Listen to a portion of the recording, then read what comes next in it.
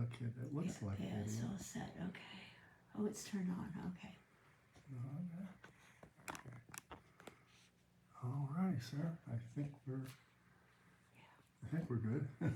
So we're with Oscar Rodriguez, candidate for mayor, and his video got corrupt, so we're doing a special edition for everyone. We're going to start this morning with public safety, Okay, Oscar. very good. Tell us, what do you think, if any, are the problems that we have with public safety in Santa Fe? People have mentioned police responsiveness or lack of response, noise and traffic issues, open drug usage on the streets of Santa Fe. How would you correct some of the problems that people are complaining about? I've heard those complaints as well. I've talked to a lot of people and I hear those same complaints.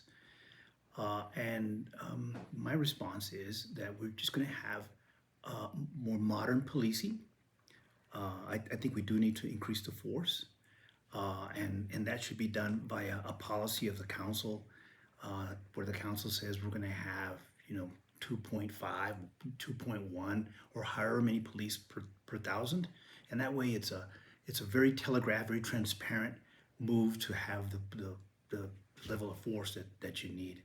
One of the candidates, Michael Garcia, very thoughtfully has talked about increasing it, but I think that's a good idea. But I think it's just better that it happens as a matter of policy, and I would be having that conversation with the council right away, so that it's real clear that we want to maintain a certain level as the population growth, and that way take the politics, if you will, the surprise out of such a policy of increasing the force. That said, I would be pushing for community policing, and by the way, this is sort of a model that I would be pushing for all the services that we have, because city services are just better provided, better delivered if they occur in collaboration with the citizenry. A quick example of that is garbage collection, for example. If citizens didn't put the garbage in a can and roll it out to the street precisely when the garbage truck is going to come by and pick it up, the city could never say grace over garbage collection. And it's the same with all the other services that we have, potholes and policing as well. And so by that I mean where the police use the technique of engaging the citizenry so they can collaboratively maintain everyone's public safety. And it's just modern policing. It's very data driven. Where the police, when they see trends, when they see hot spots, when they see cycles of things occurring, they act accordingly. They communicate those to the citizenry, and by that means allow the citizenry to take measures to assure their own their own security. I'll give you a very quick example of that. There's about 40 cars stolen in Santa Fe a month, which is an amazing thing. It's an amazing thing. And by the way, this was a front page article in the newspaper about a month ago. And so I'll just take my statistics from there, and they took them from the police. I was surprised too. I was expecting 4, but it's about 40, and in some months it's been like 60, which is an amazing amazing number to consider. But and one of the most stolen cars are Subarus. Now that might surprise a lot of people, or might not surprise others, because there's so many Subarus. People would say, well, the reason there's more Subarus stolen is because there are more Subarus. Certainly that lends to the statistic, but the main reason is because a lot of the because Subaru made a decision a long time ago to outsource its electronic keys, and so as a result, a lot of the technology that was used there is available, more broadly, and as a result, there's been technology that's come out that clones those keys, will clone those keys through your house walls.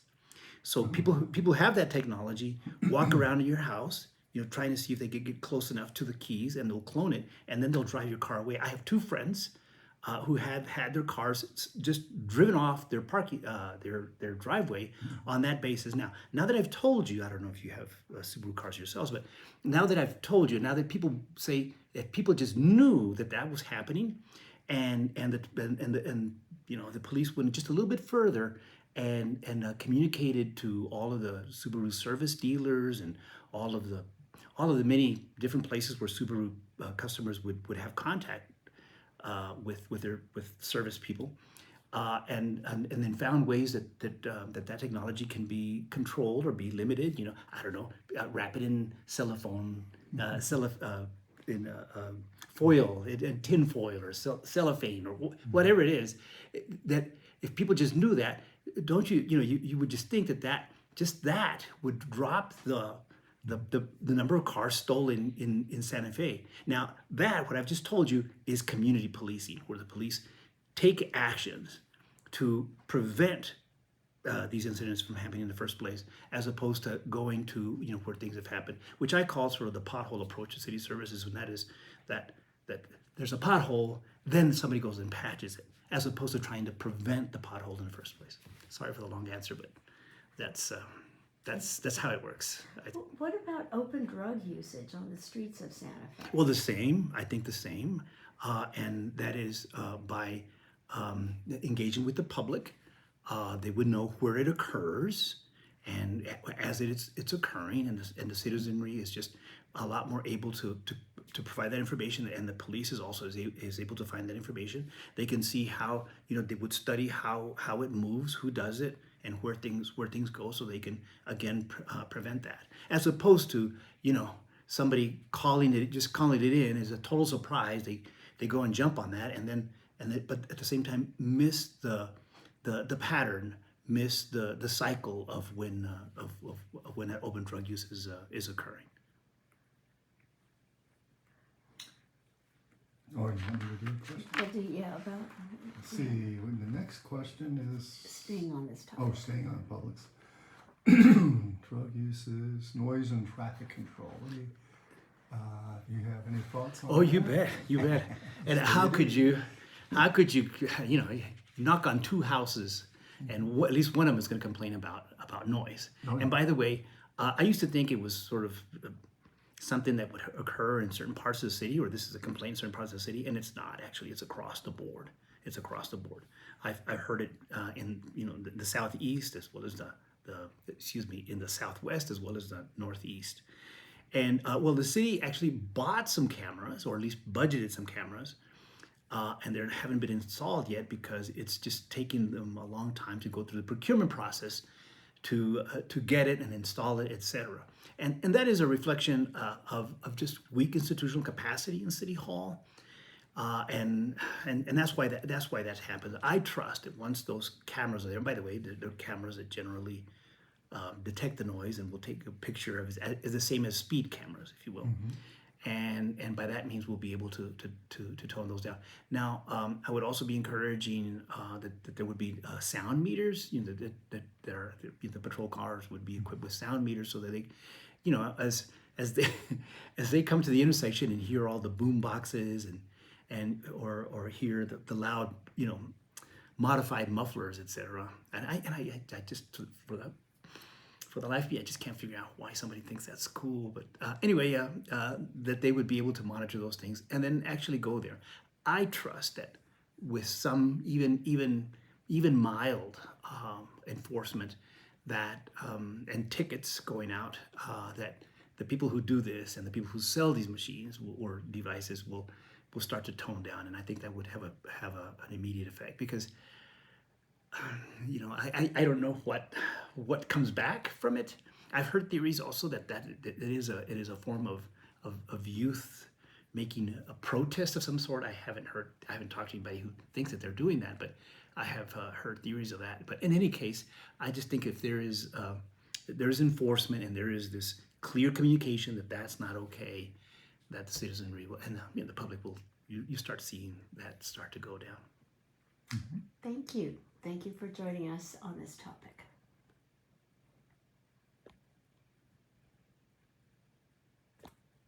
How do you get it to stop?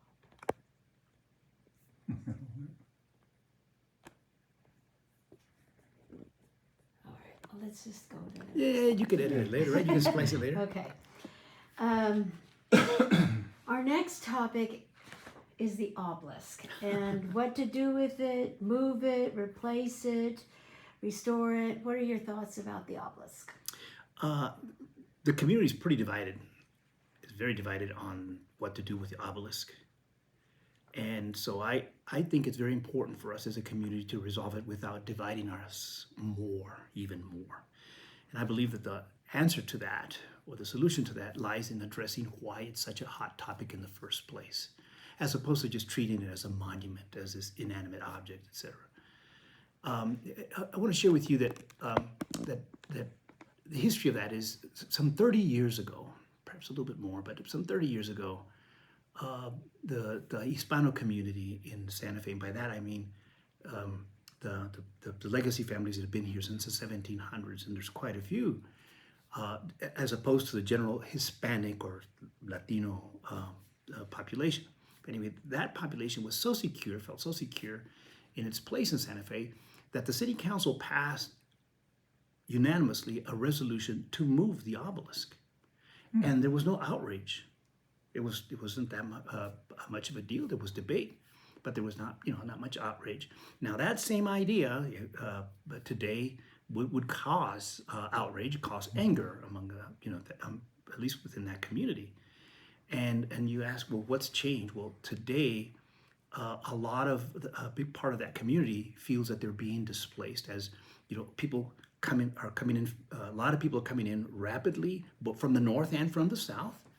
And so that obelisk is now turned into the symbol of their displacement. And I understand it. I think it's important, I think, to see it like that. And we have to address that, because I don't believe that there's a conspiracy against that community to move them out or anything like that. It's just a high cost of housing. And that's occurring because there's a housing shortage crisis. I think it's a veritable crisis. Santa Fe would be greatly diminished if we don't have a continuing strong presence of that community. And so I think we need to address that. We need to speak about it very directly and greatly increase the housing opportunities, so those people who complain right now, rightly, that their children and grandchildren can't stay or come back to Santa Fe and to the city that their ancestors built, because there's not the housing opportunities. I think we need to resolve that, because if we do not resolve that, then that monument is just going to serve as a tombstone to the people who once lived here. So, and to be real clear, so what I'm saying at this point is leave it as it is, address the reason why people are so angry about it. And I believe that would allow for a different conversation, would change the context of the conversation. And I think the community would be able to resolve that without dividing ourselves. The way it's presented right now, either one side wins or one side loses. The people who want to keep it and rebuild it would win. And then the people who want to remove it or feel offended by it would lose. And if you did the other, I think it would just divide the community more. Well, the issue is with the wording that was on the obelisk. Yes. It talked about the savage Indians. Yes. So that was the big issue. Okay, all right. So, and I will tell you what I understand that as a native of one of the aforementioned savages. When that obelisk came up in 1867, I believe, hardly anybody in Santa Fe spoke English. And so as they were recognizing the veterans, who died in wars, including the Civil War, there was a plaque put up recognizing the Indians that died fighting Indians. And so what the term at that time, or in Spanish culture at that time, there were two classes of Indians. There were the Catholicized or Christianized Indians and the savages. And so but the term in Spanish was bárbaros, which doesn't translate well to the English. And so what was meant with the bárbaros were the Indians that were not Christianized, i.e. the Navajos, the Apaches. I am an enrolled member of the Lipan Apache tribe. They were talking about us. And then also the Comanches, and that's what was meant. And ironically, it was meant to exclude, to be kind, and to exclude the Pueblos. So by saying savages, it meant those Indians, not you, etc. Of course, it didn't. a couple of generations in, it didn't translate that well, and so to a lot of people, that obelisk was a big insult, was a big spell. Like among at least among the Lipan Apaches, we very much live in a world of spells and things like that. And so that was a spell. So you didn't go and touch it. You didn't take your children to it. You didn't take pictures with it or anything like that. And so that was always that was always a problem, and a lot of the other natives sort of came to believe the same. Now, to us, because we live very much in this world of spells, the idea that the top part of the obelisk, and by the way, for those who haven't been there, know that the base and at least the first link of the spiral of the top part of the obelisk are still there. So it was just the top pieces that were broken down, and they were able to. The people who pulled it down were able to do that because there was already a crack in the mortar between those two pieces, and that crack occurred when the city tried to remove it a few weeks earlier, and so that allowed for that crack to finally take place. Now, we didn't have to be in this situation. Years earlier, when the city that was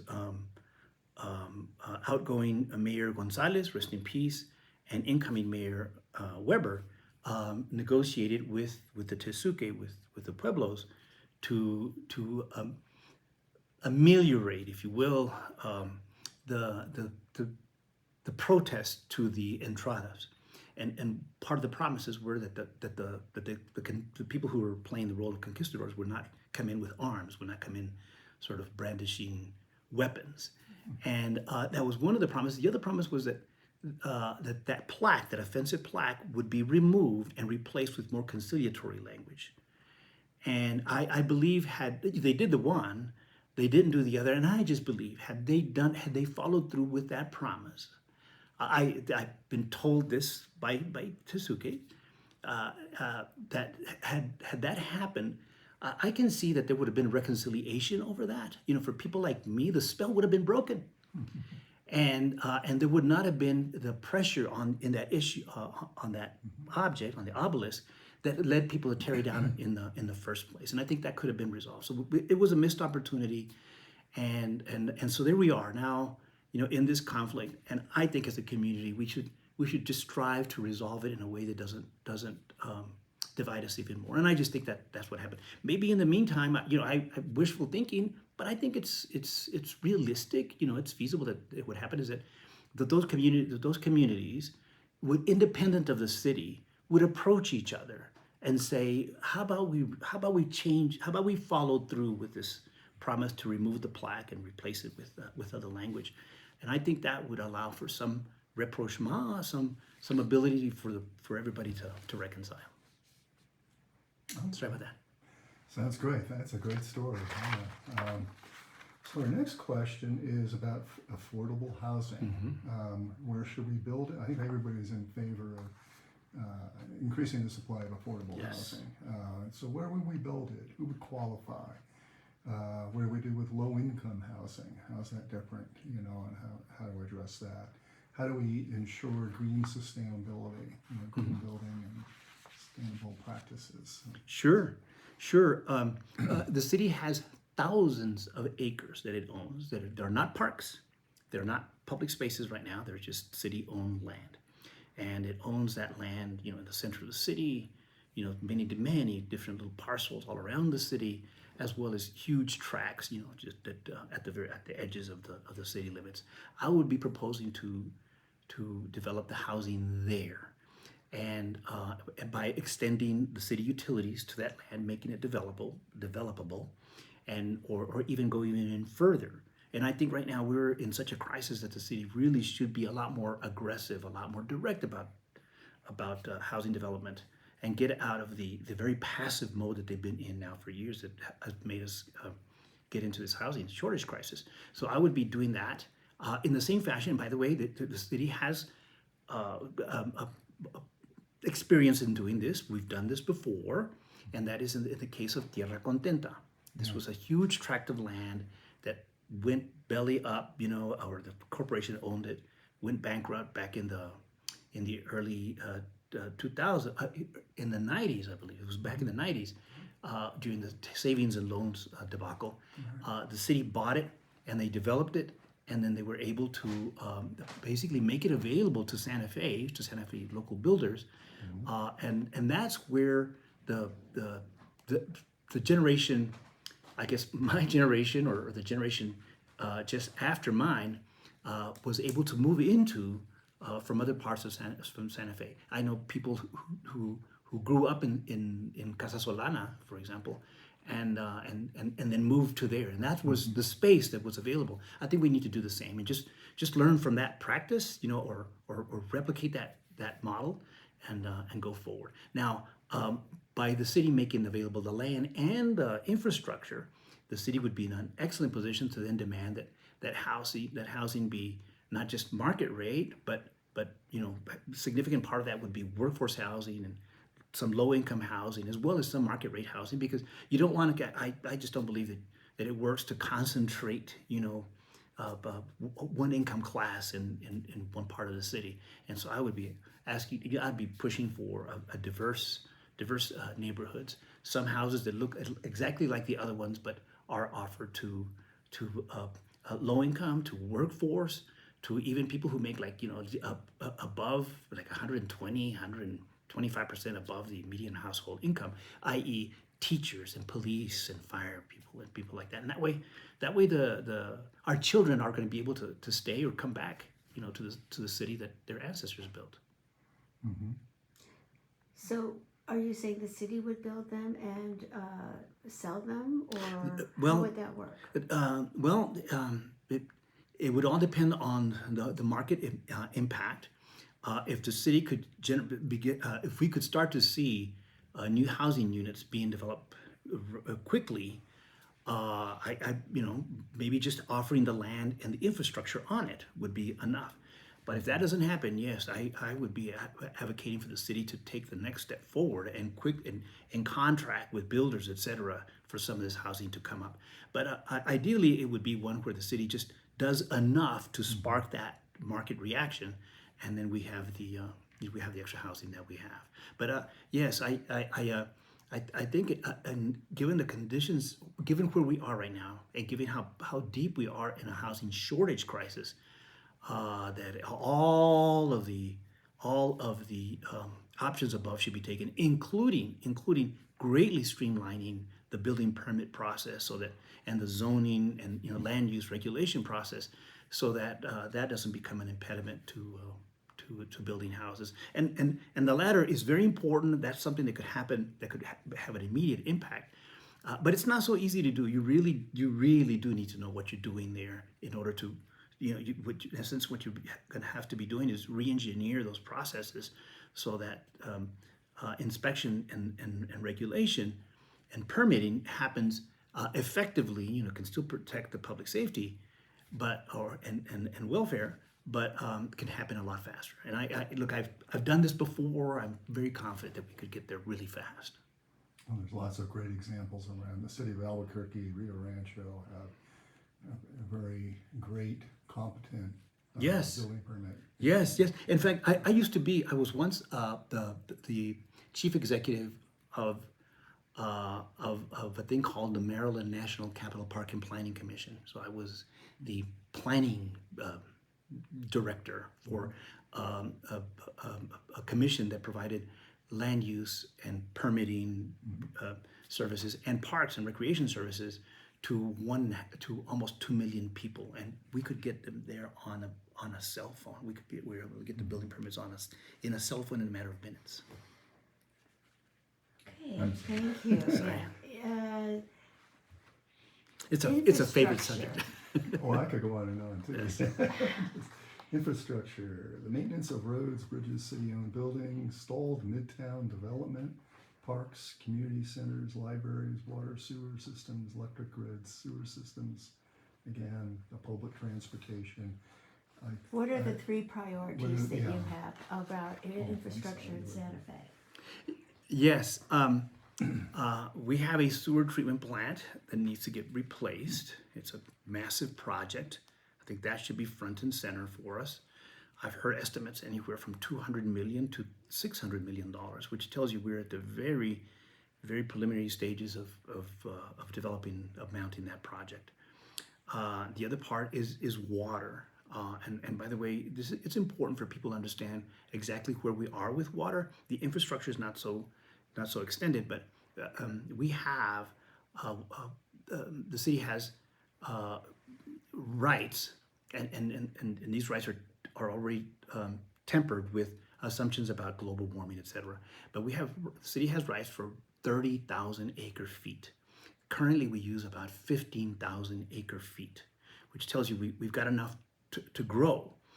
The big challenge here, I think it's a big challenge for infrastructure planning, is should we make sure that extra capacity goes to workforce housing or housing for our kids to be able to stay or come back to Santa Fe, or do we just let it go the way it is right now to $1 million homes that would just cement our character as a resort, as an exclusive resort community where the workers all have to come in from other places, and everybody who used to be here also commutes, and there's not more of that.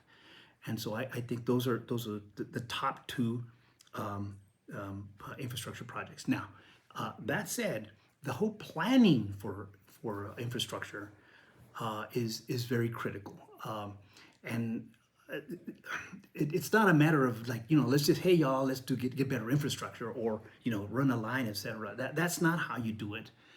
What you do is you plan it out, and you make clear about what's going to happen first, what's going to happen second, what's going to happen third, like year 1, year 2, year 3, year 4, year 5. And as you roll forward, you keep going 5 years. That way it's transparent. Anybody who's interested in a park, anybody who's interested in a piece of infrastructure going in one place or the other place, that they can see that. And by the way, the plan should not be just a water line, a two mile water line going to a certain section of town.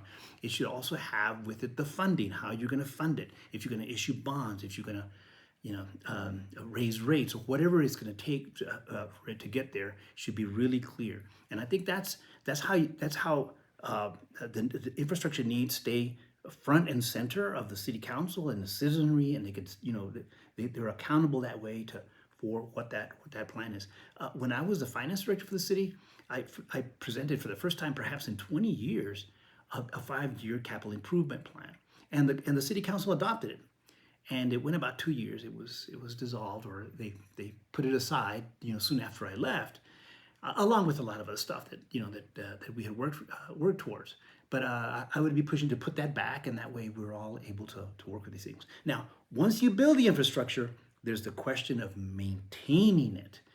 And from what I see, we're not, well, I'll be as diplomatic as I can. We're not doing the job that needs to be done to keep that infrastructure in place. And what that takes is a very rigorous maintenance routine, not just telling them do a better job, but actually a rigorous maintenance routine. For example, in the case of parks, each park should have a very clear maintenance plan for the whole year and every year. And that way, and likewise for streets, if the street is recently paved, the following year, there should be it should be clear about what it is you do to such a street. If the street is 10 years from it being paved, you should be clear about what you do with it every year. And that way, all of your street maintenance, your park maintenance, all of the infrastructure maintenance that you have abides by this very strict plan about what's going to happen. It's going to get mowed 6 times. The playground equipment, which is 20 years old, is going to get replaced, or there's going to be a basic inspection of the irrigation system, or those sorts of things should be really clear. And all of the parks, all the public spaces should have that. And by the way, I'm not proposing something that's that's radical, etc. That's how you run a city. Well-run cities operate on that basis. They budget on that basis. So when the department heads come forward and say, "This is what I need," what they should be able to tell you, "This is what I need to do X maintenance on Y streets," and with the objective of achieving that 85% of the streets are classified as in good condition or better, things like that. And it just takes that kind of thinking of government that will allow us to prevent potholes. By the way, you don't patch potholes, you prevent them. And it's the same. I would be pushing that for the same for parks. You don't prevent weeds from getting high. You don't go and chop weeds when they're high. You prevent them from getting high, and that again takes just this whole routine of how the maintenance occurs, and it's clear to everybody. You make that part of the culture, well, that's how cities do a good job. Short of that, it's really tough to do. Thank you. Okay, I'd like to hear your views on environmental issues such as, the catastrophic fires and floods. Don't have many tornadoes or earthquakes. But, Yet. Climate change preparedness, water conservation, renewable energy plans, minimizing CO2. Yes, I don't casually say this, but that's where housing also has an impact on environment. The obelisk is tied to housing. I believe environmental quality is also very much tied to housing. Because we have scarce housing, more than half of our workforce drives up the hill every day to work. That's a lot of CO2.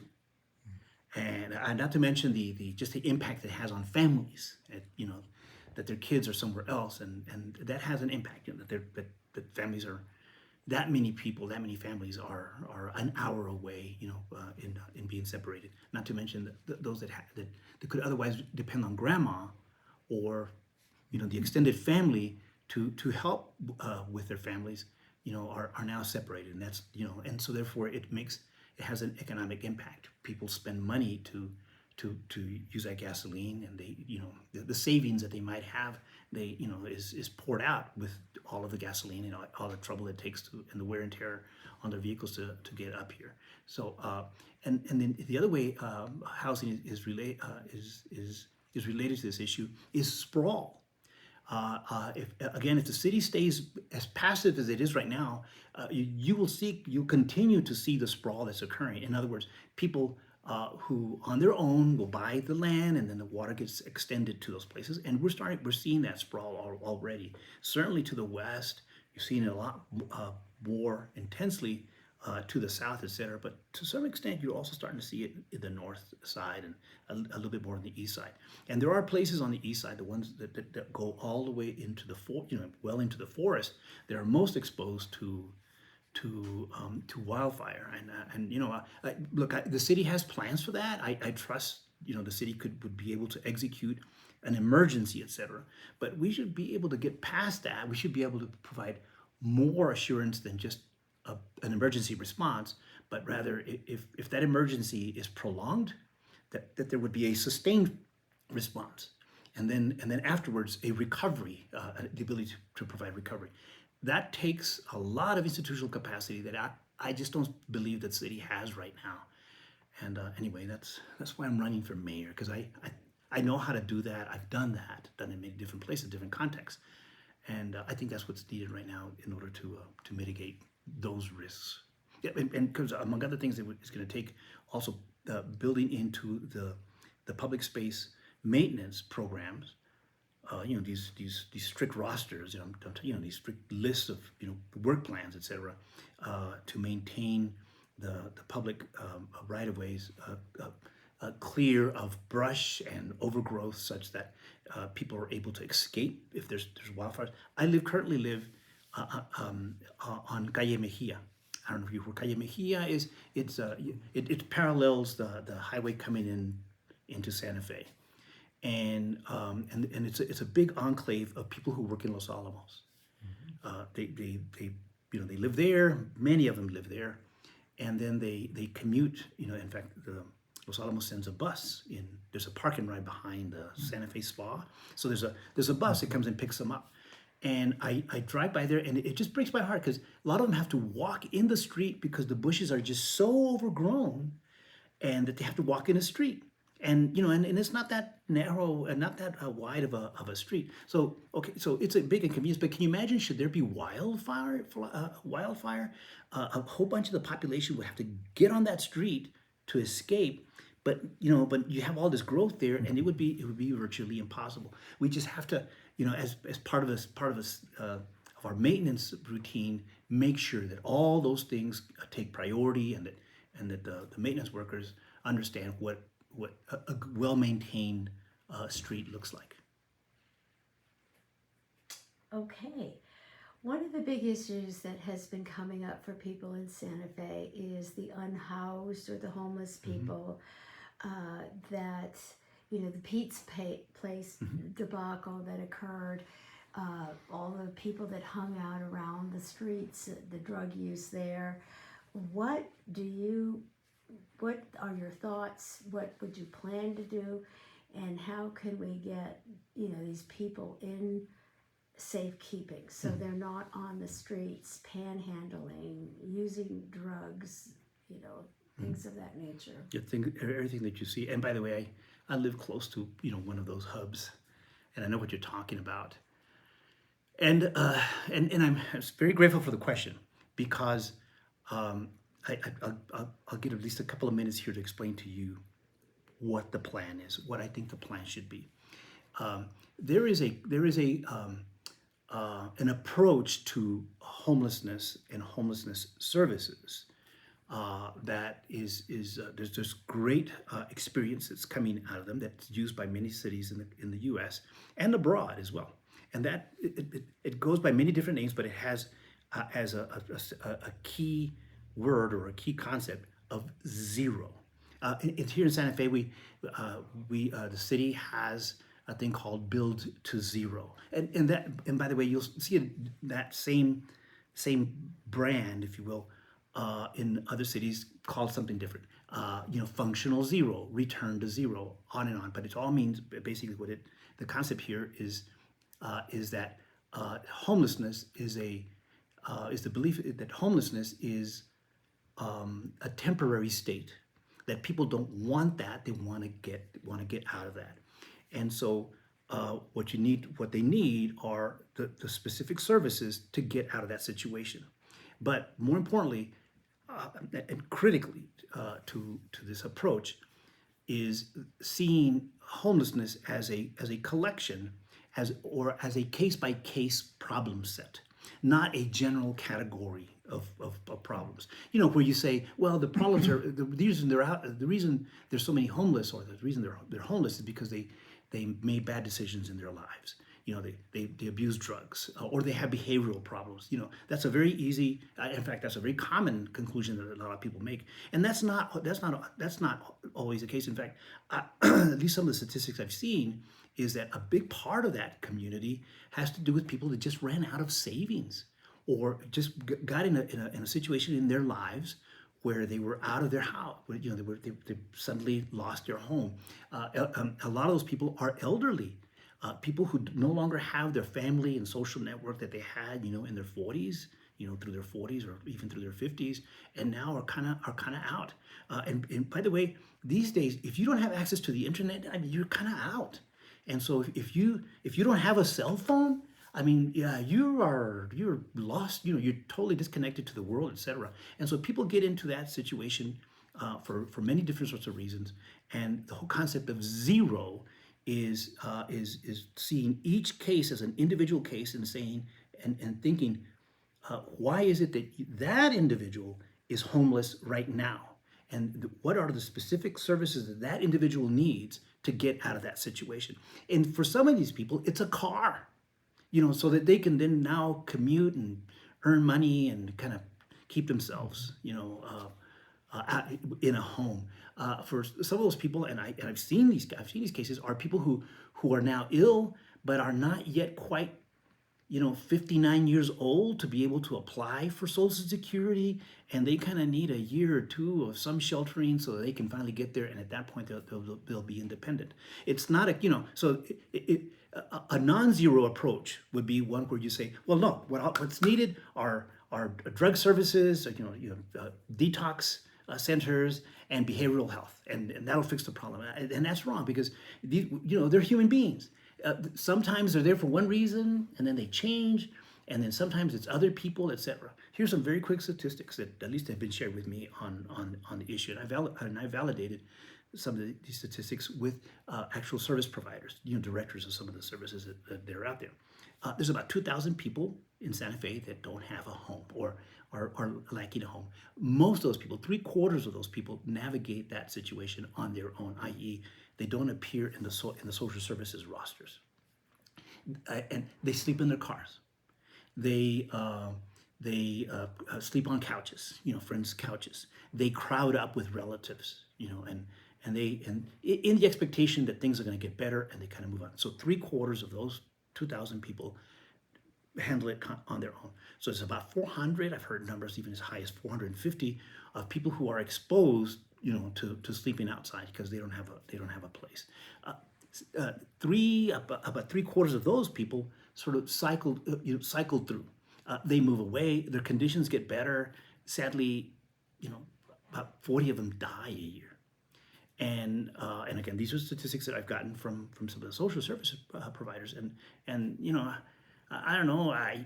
10 years ago, I used to be able to stand up to 0-degree temperature a lot better than I do now. And so you can imagine if you're living like that, it wears down on you. And so they're very vulnerable. So what you're talking about then is about the chronically homeless, the people that you're talking about, that everybody talks about, that we all see. We probably see all the same people. It's about 100 of those. And I trust that if we were to approach that, we were to apply this approach of zero, trying to get to zero, we could celebrate many nights where there's nobody sleeping outside, where that doesn't happen. I did this, and I was a part of an effort like that in Austin, and we often had nights where we would celebrate internally, nobody sleeping outside tonight, yay! But the next day things would change, and so we had to reorganize the services. There would be new cases, and the services would adjust to them, and in order to, as soon as possible, again, bring it down to zero again, and then and kind of going forth. Anyway, so it would be this zero approach, and in Santa Fe it's called Build to Zero. That, I think that's a good enough name for it, but that's what it means. You see homelessness not as a general, sort of this amorphous problem, but rather as a bunch of case studies, or a bunch of case by case individuals, and you organize to try and bring that down to zero, accepting that new people will come in, needs will change, etc., and that'll come back up, at least to some extent.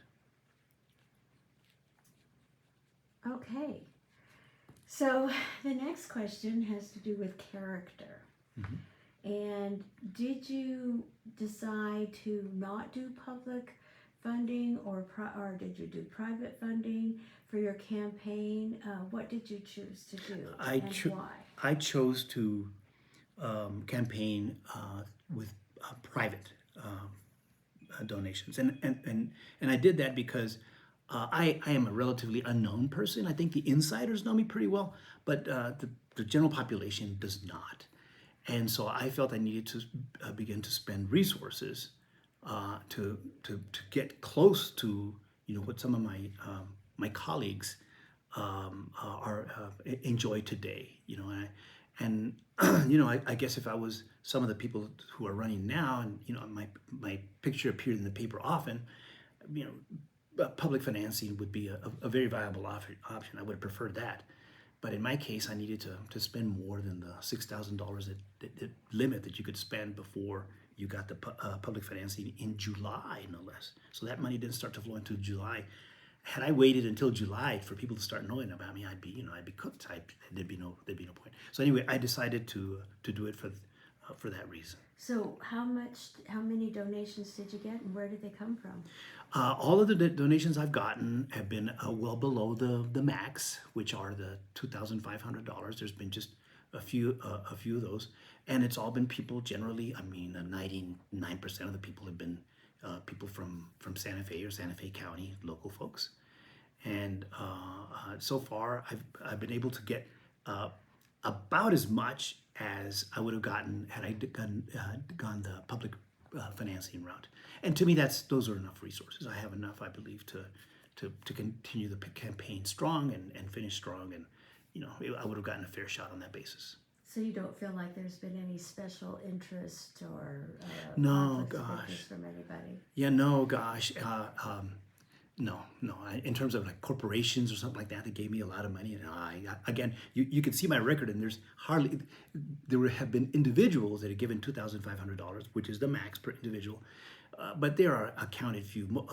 Most of them are hundreds of dollars. I've gone to meet and greets or fundraisers where people drop $20, and I'll gladly take them. And I've gotten maybe a little bit more than $1,000 on that basis, but just people donating like that.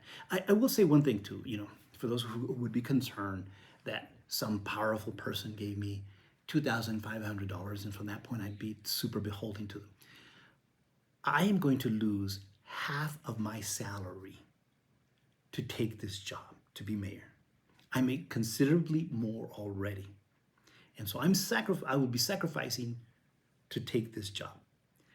And so no, $2,500 ain't gonna be anywhere near to, make it a difference for me, because I've given much, much more than that. And I've also contributed to my own campaign, just so people understand that, I'm investing in it as much as I'm asking other people to do. So tell us about your leadership skills. What makes you the best leader to lead Santa Fe? I think the best skills that Your skills. my skills are that I have done this for more than 30 years. I have been a leader. I've been an executive. I have been a manager of managers for more than 30 years, successfully. I'm currently the Chief Financial Officer for the New Mexico Finance Authority. I manage $3.5 billion in assets. We receive about $1.5 billion in cash that flows through our coffers every year. They come in different shapes and forms. Every day, they have to move around within many different funds internally, and then they pour out to vendors, to payroll, to bondholders, etc., constantly. And every year we present an audit ahead of time. Our deadline is November 1. I always complete it in September, so we complete our audits in 75 days every year. Not even a finding. Everything it's boring now. It's nothing we used to celebrate it. It's just common. That's what's expected now. I'm able to do all of that, and I've been able to do that even as the staff turned over and they found other opportunities as things moved, and that machine, that organization that does that, in fact, my boss and I, she jokes that, so you've now created a machine that works so well that I can fire you right now and it would still keep operating. And my response is, and you're welcome, because I believe that is good management, that your focus is building the machine that performs well. It's not you doing it, not you making the individual decisions. I think I'm really good at that. I am trained in that. I have a master's degree from MIT in that. And so I know what I'm doing as far as that goes. And then on top of that, I have a vast experience managing all kinds of situations. I mean, sewer plants, budgets. I haven't just voted for budgets. I've drafted and executed budgets. I haven't just voted for programs. I stood up and executed the programs, and I did it with a lot of people. And my biggest, I think, in fact, I just had a conversation today with somebody about this, who were saying that, when you're campaigning, you're not saying enough about yourself. You're not leading forward. That's true. It doesn't come natural to me to brag, to say I am all these things, because as a manager for more than 30 years, my strength, or what you do as a good manager, is you get people to do things and allow them to believe that they are the ones that did it. Mm-hmm. As opposed to I did it and I did all these different. It kind of if you will, it kind of waters down your leadership qualities. So I am trained as a manager. I've been a successful manager in very complicated situations, much more complicated than anything I would believe I would run into with the city. Perhaps not, this is my first time running for office, so certainly that's going to be a big challenge. But I've been a manager. I've solved complex stuff in New Mexico, in other parts of the country, and even internationally. And so I've seen and I've been a manager in many different sorts of contexts. And I think over the years I've picked up a lot of skills, and I've perfected a lot of my skills, and that's what I'm offering. How do you deal with conflict, which is always inevitable because people come in with their own agenda, their own ideas, and they're not going to be interested in compromising. It's their way or the highway. How do you deal with either people or groups of people that are in that mindset? Well, again, my 30 years experience has taught me that things are not always, sometimes they are, just locked close, but things are not always so unnegotiable, are so closed. You will run into those situations, and the way you deal with those is you understand that up front. You understand that real clearly. You state it. You make it clear to them. Look, I have this position. Where I can negotiate. You don't care, and where you negotiate, it doesn't matter to me. So let's agree that we're going to disagree, and let's maybe on this issue, just let that disagreement stand, and then ask about these other things. Maybe there's other areas that we can negotiate on, and you try and leave the door open at least that much. We can't agree here, but maybe there's other areas that maybe we can. But often, at least my experience is, usually there are things you can do about that. I think the obelisk, for example, is one of those, and that is, how can we structure the conversation we're having about this issue that you're very passionate about, and I'm very passionate about, such that there's possibility for resolution. And so, for example, in the case of obelisk, how about we recognize why you're so angry about it? And by the way, you're right. That's true. Your people are getting moved out. And I think that's a bad thing. I think our Santa Fe would be greatly diminished if your community in any way loses the presence that it has and historically always had in Santa Fe. We'd be a very hollow community, and so people understand I care about what you're talking about. We may not agree in your specific solution for this, but I care about what you're trying to do, and I'm trying to solve that. And I think approaching it on that basis is what's really critical. At the end of the day, we're talking about human beings. You can't negotiate with a brick wall, but we're not negotiating with brick walls. Typically, you're negotiating with human beings, and human beings have feelings that led them there. They have concepts. They have some logic, some pieces of reconciliation, some feelings that would allow them to possibly resolve this in a different fashion. And I just think a good manager is able to understand what those possibilities are and move towards them. And I think I can do that. And I think also my tribal upbringing, how I view groups, how I view people, is very instructive here. I mean, it's hard for me not to do this. In any case, not to act in this fashion, but I would propose that as a way of going forward, and that is, I would see Santa Fe. That's my tribe. Everybody there is.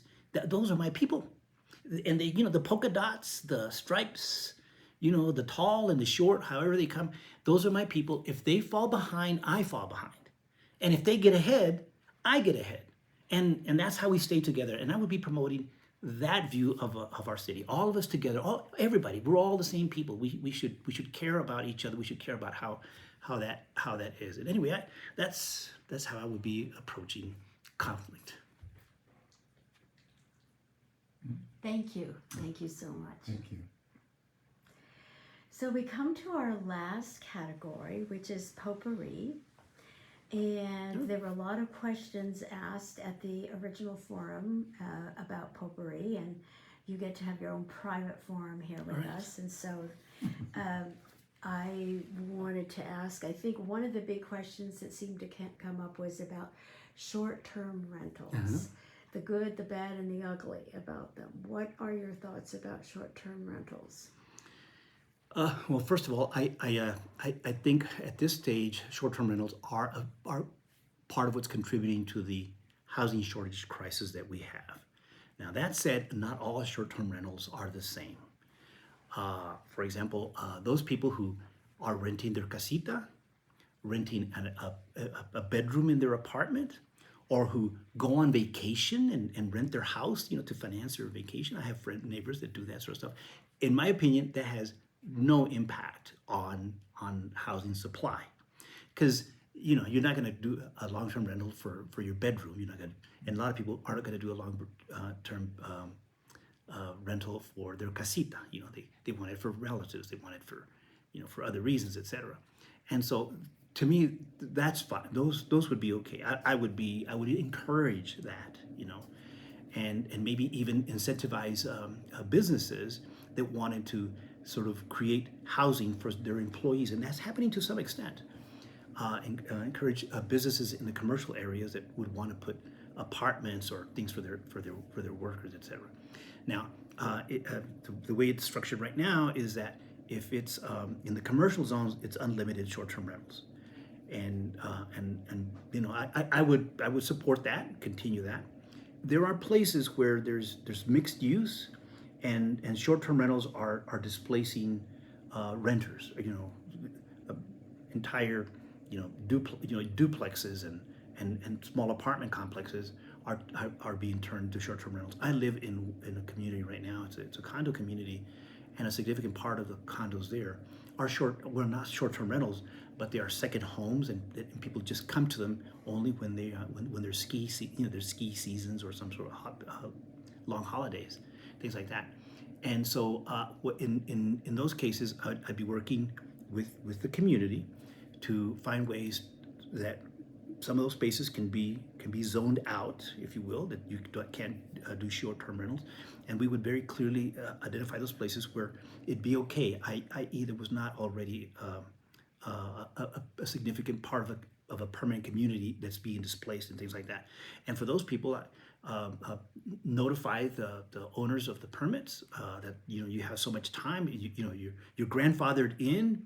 And for those short-term rentals that are in residential areas, by the way, just to be clear as well, I would be proposing that all of the short-term rentals in the residential parts of the community, that those be timed out, that we would give all the owners time, to get out of that, and by that means limit the short-term rentals to either individuals who are in the residential zones who are renting their casitas or renting their individual houses, i.e. owner occupants, using those as short-term rentals. But the idea that somebody would buy a house, take it off the long-term rental stock, and use it only short-term rentals, I would be advocating that all of those go away with a proper notice, with enough time for the people who bought those homes for the purpose of short-term rentals to decide, if they want to liquidate or they want to just turn them into long-term rental opportunities, which I think would be a good thing. Well, I think there's a little bit of a difference here in terms of the short-term rentals, because a lot of the ones that are in residential areas are owned by regular working people that just are renting out a room, or like you said, their casita, and they'll be in a residential area. But what about all these hotels that are popping up? I mean, we have so many hotels, and they're popping up. We've got the Radisson plant over here by the Rios. well, we've got the one, the corner there on where the old St. Francis School is. Yes, They've been talking about making that a hotel forever. The Alford School. Well, the Alfred School is already becoming something. I don't know what that is, but we've got this. Then we have the Carlos Gilbert School that's being turned into another hotel. I mean, that seems to me, they're the ones that are taking properties that could be affordable, really nice condos or apartments for working people, the police force, the teachers, the nurses that you're talking about. what about, going after those commercial builders rather than the people who are just have one or two houses? It feels like everybody's really upset about